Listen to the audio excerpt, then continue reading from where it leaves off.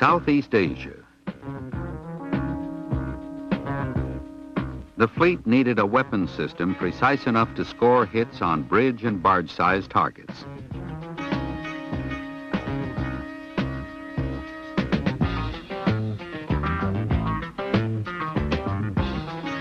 A precision first-pass kill capability was needed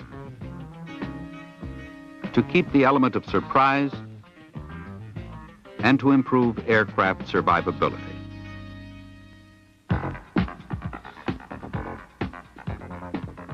The Naval Weapons Center responded by adapting existing Air Force laser-guided bomb kits to fill Navy and Marine needs.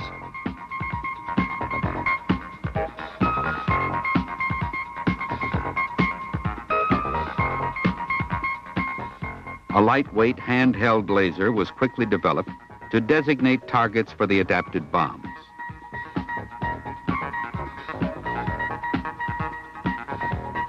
The laser-guided bombs followed the reflected laser energy to the designated target, improving bombing accuracy significantly.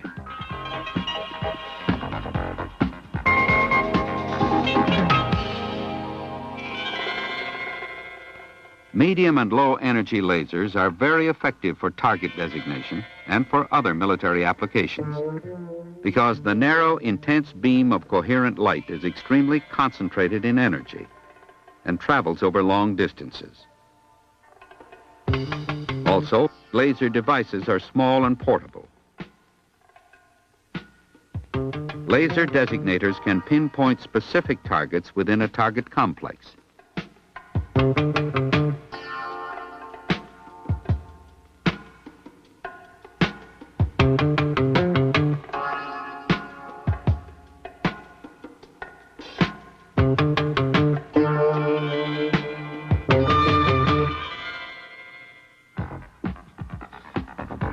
The second system adapted, also from Air Force assets, was Pave Knife, a television targeting system with a laser target designator.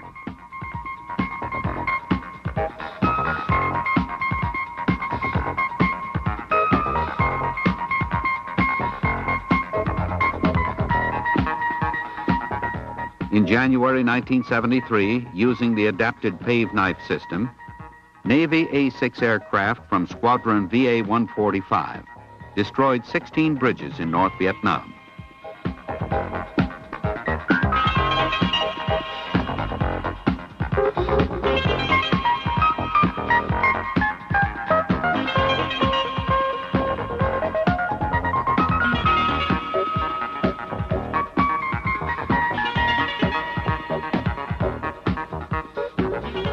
The mission was completed in under 3 hours, with no losses.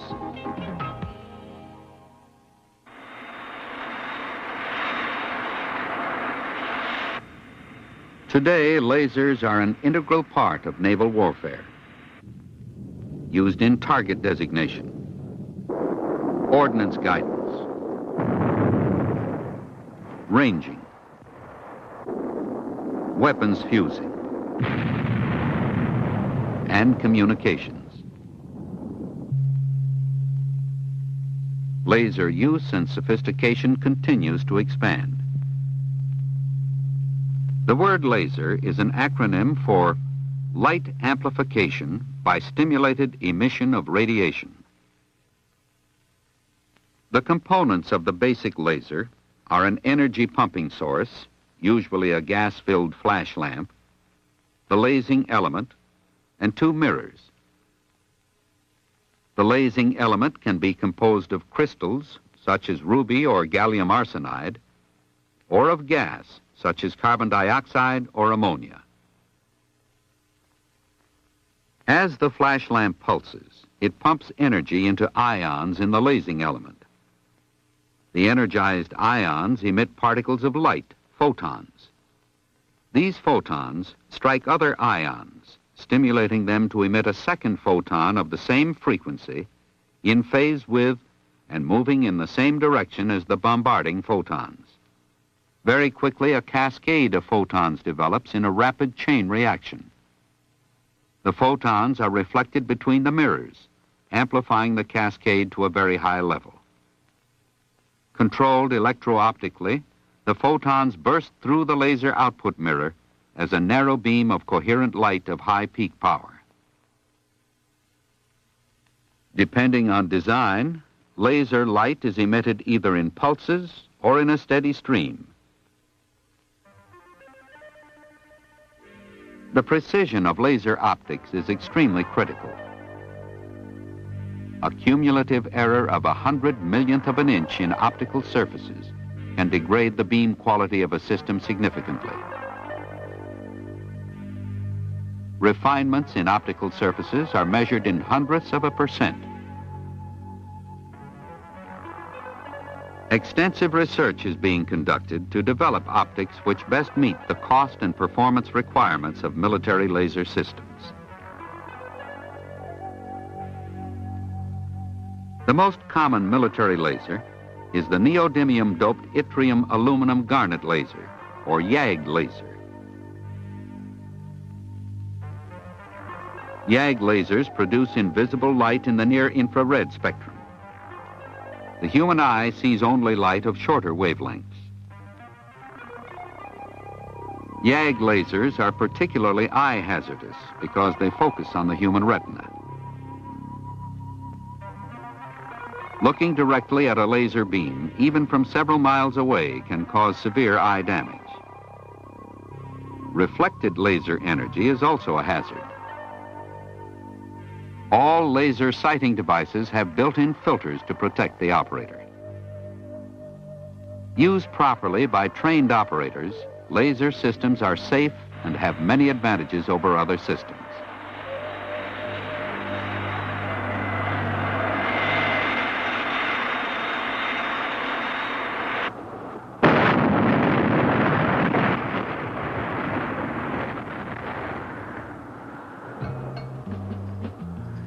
One advantage is that a laser beam remains narrow and intense over long distances.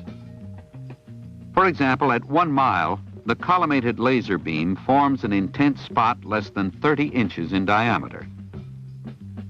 By comparison, at this range, a powerful narrow beam flashlight throws a faint circle 1,500 feet in diameter. The invisible laser beam must be aimed. Therefore, pointing accuracy is essential for system effectiveness. Because the beam is extremely narrow and travels long distances, vibration of the laser mount, or user movement, introduces spot jitter, hampering laser performance significantly. Invisible collimated laser light is less susceptible to detection and countermeasures than other active sources.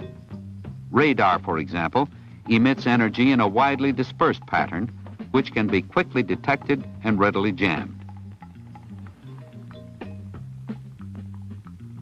Reflected laser energy is also difficult to detect, and if detected, is more likely to reveal the target than the source.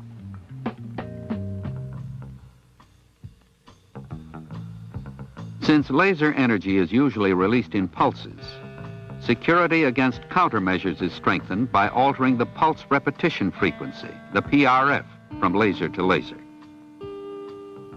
PRF coding also permits simultaneous attack of different targets in the same combat area. Each target designator has a large number of operator-selectable frequencies.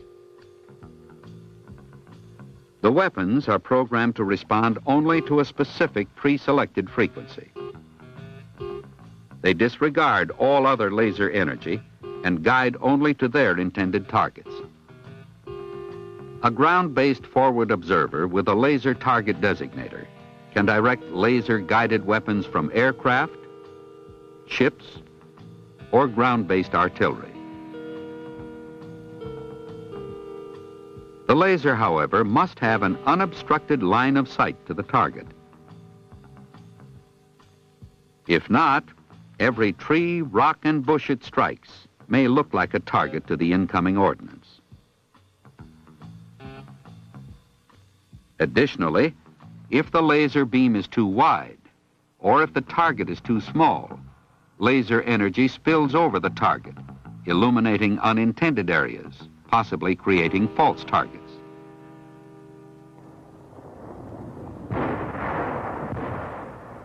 One laser system in development, the Mule, not only designates targets, but determines azimuth, elevation, and true north. This improves significantly the accuracy of conventional ordnance delivery.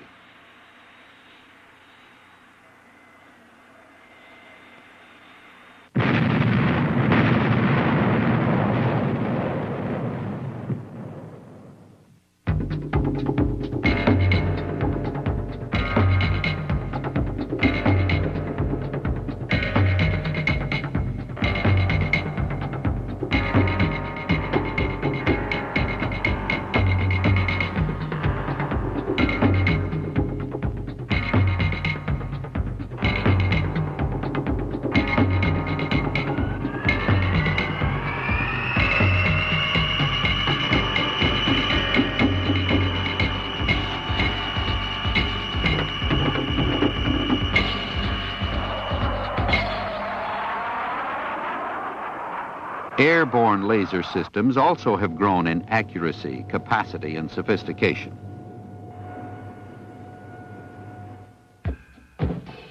The Laser Spot Tracker, LST, developed at the Naval Weapons Center, is an airborne search set that scans target areas and automatically locks on to a target designated by a forward observer.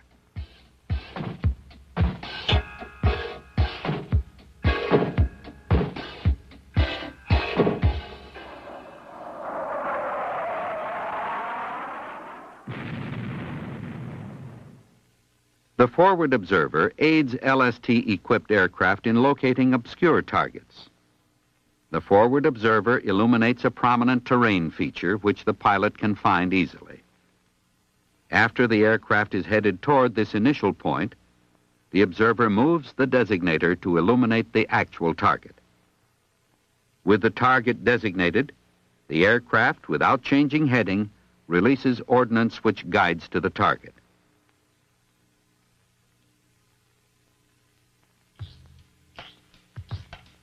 The Angle Rate Bombing System, ARBS, is another NWC-designed airborne laser system which uses a ground-based target designator. ARBS contains a laser tracker and a computer to calculate bomb release point.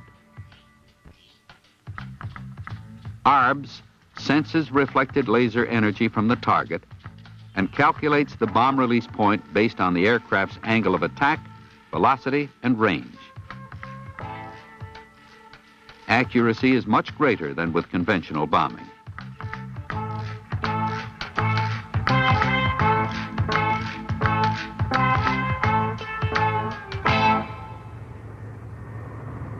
Pave Knife is a pod-contained laser target designator system.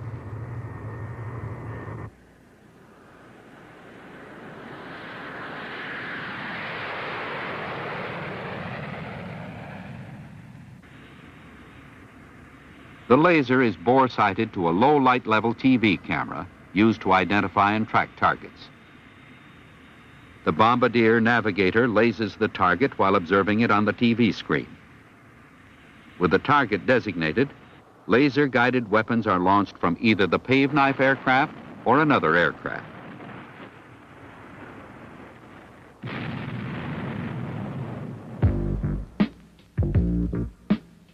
The Night Observation Surveillance System is a self-contained 24-hour airborne surveillance and target designation system. It consists of a modified OV-10 equipped with a forward-looking infrared or FLIR system and a laser target designator and rangefinder.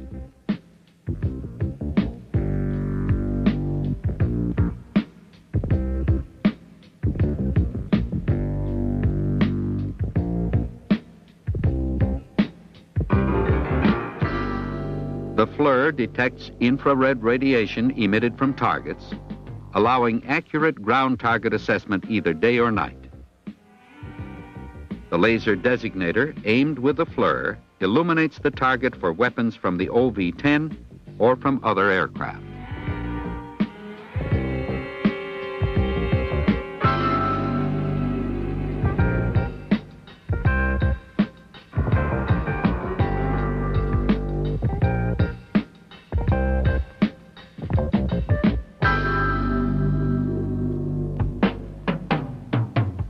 Another airborne laser system, the Target Recognition Attack Multisensor, Tram, is a state-of-the-art target sensor and designator for high-performance attack aircraft.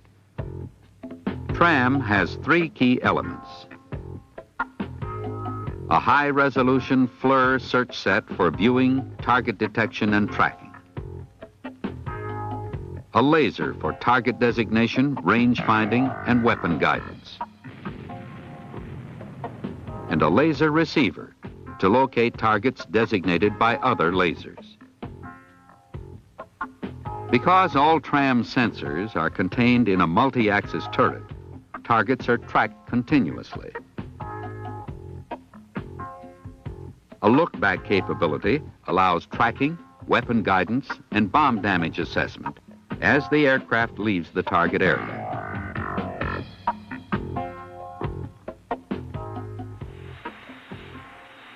Lasers are used also in weapons fusing systems.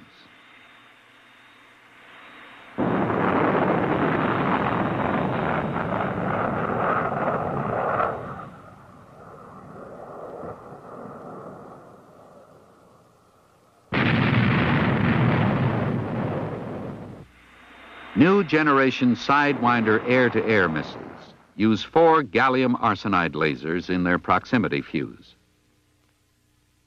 Each laser covers about 90 degrees around the missile's axis. Receivers in the fuse sense reflected laser energy from the target and detonate the warhead at a distance of maximum lethality.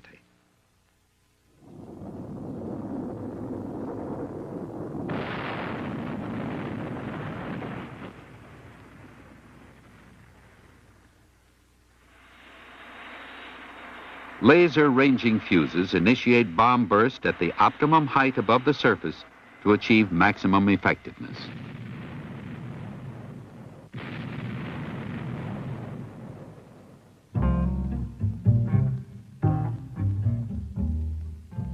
Research and development is continuing into laser technology to develop new applications and to improve existing systems.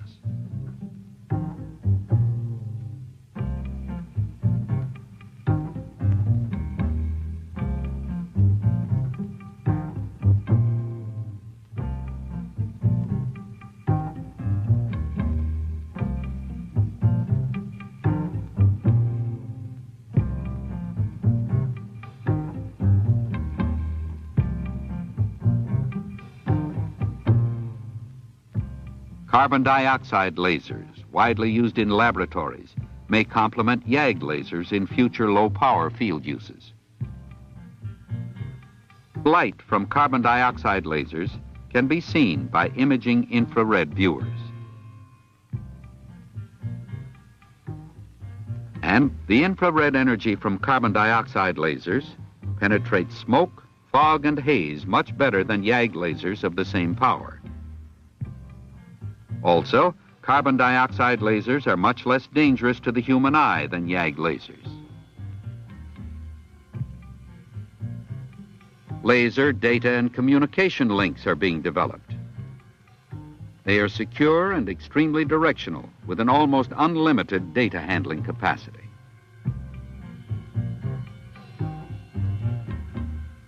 The active laser seeker, being developed for air-to-air missile weapon systems, is a search and track system using a high PRF laser and a matched receiver.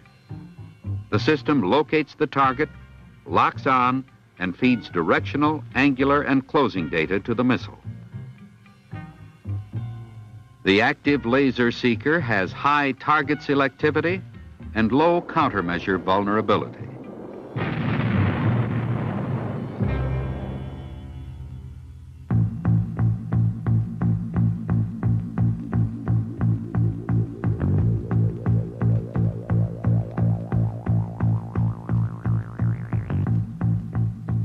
From laboratory research to advanced fleet systems, lasers are in the forefront of naval technology.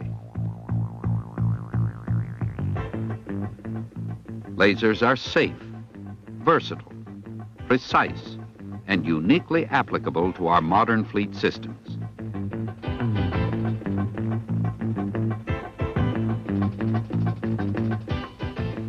Laser use, with its speed and reliability, is an important link in defeating an increasingly sophisticated threat.